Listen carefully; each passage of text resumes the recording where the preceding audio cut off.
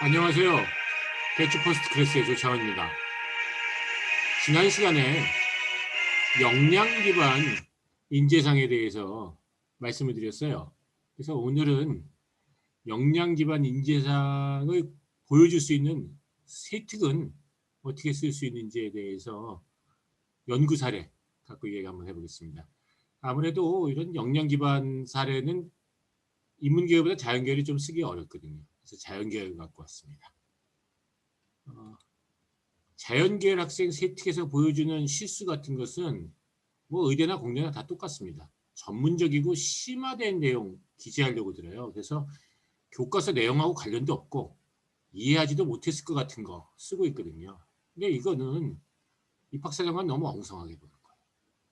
사실 입학사정관 하고 있는 평가자들은 이제 위촉사정관들도 있고 해서 해당 분야 전공자들이 있고 무엇보다 경험이 많습니다. 지난 수년간 영재고 학생들의 학생부를 다 읽어보면서 고등학교 교과 과정에서 가능한 심화연구 사례를 대부분 다 파악해놨어요.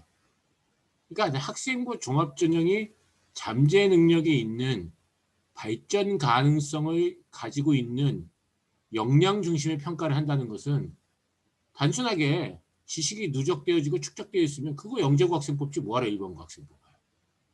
그래서 개인적 특성, 발전 가능성 이런 것들이 좀 나와줘야 된다. 이게 지난 시간에도 얘기했던 역량이라고 하는 것이 이런 겁니다. 그러니까 그럼 이공계 학생들한테 갖춰줘야 될 소양, 역량이라는 건 무엇이냐라고 놓고 보면 일단 뭐 좀 분석적이어야 되죠. 세밀해야 되고요. 소통 능력도 있어야 되고 설명력도 갖춰야 되고 새로운 도구를 활용하는 데 대한 개방적인 태도도 있어야 돼요. 열정은 필요 없어요. 열정보다는 오히려 냉철하게 꼼꼼하게 바라보는 자세가 더 좋을 것 같다. 이렇게 봐야 될 것 같습니다. 심화연구 매달리지 마시고 내가 어떻게 변화되고 있는지가 세특에서 나타나야 되고 그것을 전공 적합성을 살릴 수 있는 위계관계가 있는 과목 속에서 순차적으로 시간이 지나면서 어떻게 성장하고 있는지를 보여줘야 됩니다. 제일 먼저 고등학교에 올라가면 보는 과목이 뭐죠? 통합과학이죠. 통합과학에서는 전문적인 지식이라는 게 나오질 않아요. 그렇다면 어떻게 되냐 하면 기초 과학자가 될 자질이 어떤 것이 있냐 이런 거 정도의 태도밖에 안 나온다 이렇게 보셔야 될 것 같아요. 그러니까 시작은 좀 미약해요. 예를 들면 멸치 해부 실험 생물에서 했겠네요. 그럼 여기서 실험의 과정을 매끄럽게 진행했다. 너무 불려서 풀어지지 않게 했다. 글로 남겼다. 과학적 사고력과 탐구력을 보여줬다. 이거보다 더 중요한 건 세밀함을 갖고 있었다. 그러니까 가장 기초 과목에서 고등학교 입학하자마자 만나는 첫 번째 통합과학에서는 대단한 세팅이 나오지 않는데 세밀함을 갖추고 있다. 섬세한 특징이 있다. 이 정도에서 출발하시면 돼요. 자, 그럼 이게 어떻게 확장되어져 나가느냐, 다른 과목들에서. 그게 중요하다는 거죠. 그게 역량 기반 세특입니다. 자, 그럼 이제 횡적 연계를 한다는 건 뭐냐면 같은 학년에서 다른 과목에서 어떻게 보이냐는 거예요. 꼼꼼하고 세밀하고 분석적인 태도가 뭐 국어, 영어, 수학에서 나타날 수도 있겠지만 과학 탐구 실험에서 나타나면 제일 좋죠.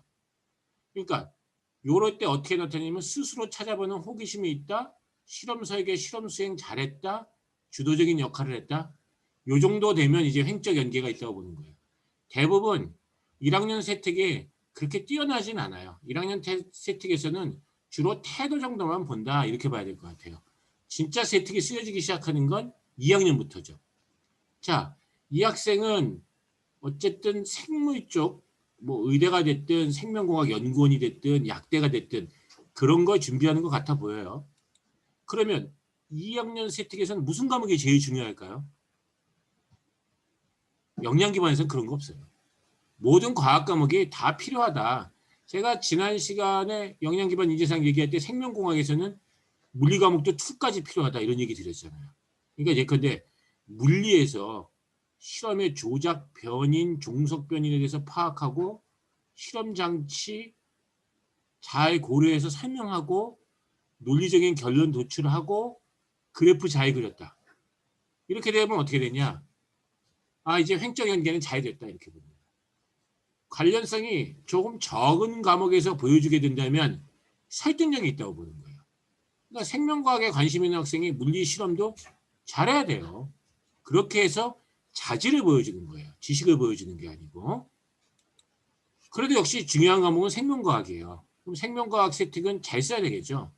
그러면 생명과학 세특을 잘 쓴다는 건 이 앞에 3번의 세특을 통해서 이 학생이 보여주고 있는 것은 실험을 잘하는 학생인 것 같다.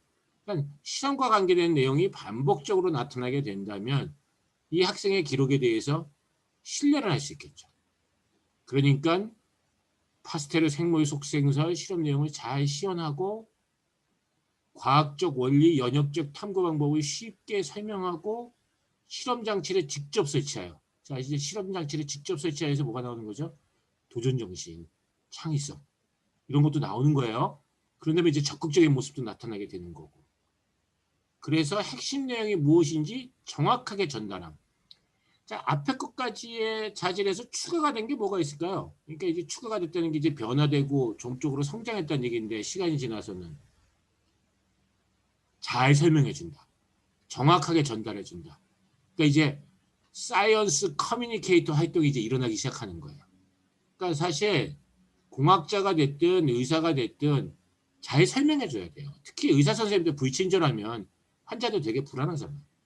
그런 의미에서 모든 공학자와 의사는 사이언스 커뮤니케이터다. 이렇게 생각하셔야 될 것 같아요. 자, 이제 그럼 종적 성장이라고 하는 것은 과학탐구 2로 가게 되면 이젠 좀 어떻게 해야 돼요? 이젠 좀 전문적인 얘기들이 좀 나와줘야 돼요. 그래서 크로마토그래피 실험 같은 걸 할 때 함량 차이에 따른 전개율 차이, 가설 설정, 색소 추출, 전개율 계산, 그리고 이제 어떻게 되죠? 이제 3년 됐잖아요. 그러니까 이제 어떻게 돼요? 능숙하게 수요. 이런 얘기 같은 거 나와줘야 돼요. 자, 또 뭐 좀 추가할 거 없을까요? 사이언스 커뮤니케이터 하는데 사이언스 커뮤니케이터라니까 이제 어떻게 되겠어요? 실험을 좋아하고 보고서의 작성을 잘하는 것뿐만이 아니라 UCC 제작 같은 거. 그리고 이제 여기서 재미있는 콘티 같은 거 작성하는 거. 이렇게 되어지면 어떻게 돼요? 이제 재미있고 작성 능력도 있고 명료하기도 하고 이렇게 된다는 거예요. 그렇게 되면 이제 어떻게 돼요? 이 학생은 의사, 치과의사, 수의사, 생명과학 연구원 뭘 해도 다 이제 좀 잘할 수 있는 소질이 있다. 나머지 부분들에서 이제 기록이 어떻게 나오게 되냐.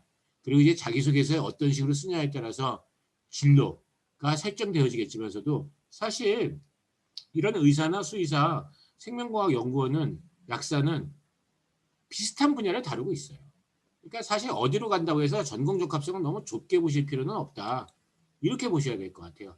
이 학생은 실험동물 사용과 관계된 부분들, 실험동물 수의사라고 하는 것들이 있거든요. 그런 쪽도 할 수 있어요. 실험동물 대체법 같은 거 연구하는 것도 가능하고요. 당연히 약물의 효능, 안전성 이런 거 같은 거 연구하는 거는 당연히 할 수 있죠. 그렇죠? 그 다음에 또 뭘 하죠? 생물, 생체 고분자, 생체 응용, 바이오 소재. 그러니까 고분자, 분자 생명공학, 의용 생체 소재 이런 것도 할 수 있습니다. 오늘은 이렇게 진로 기반 소재와 관련된 자신의 역량 어떤 식으로 학생부에 잘 기록할 수 있는가에 대한 부분들을 봤습니다. 오늘 내용들 학생부에 잘 기재할 수 있도록 노력해 보세요. 고맙습니다.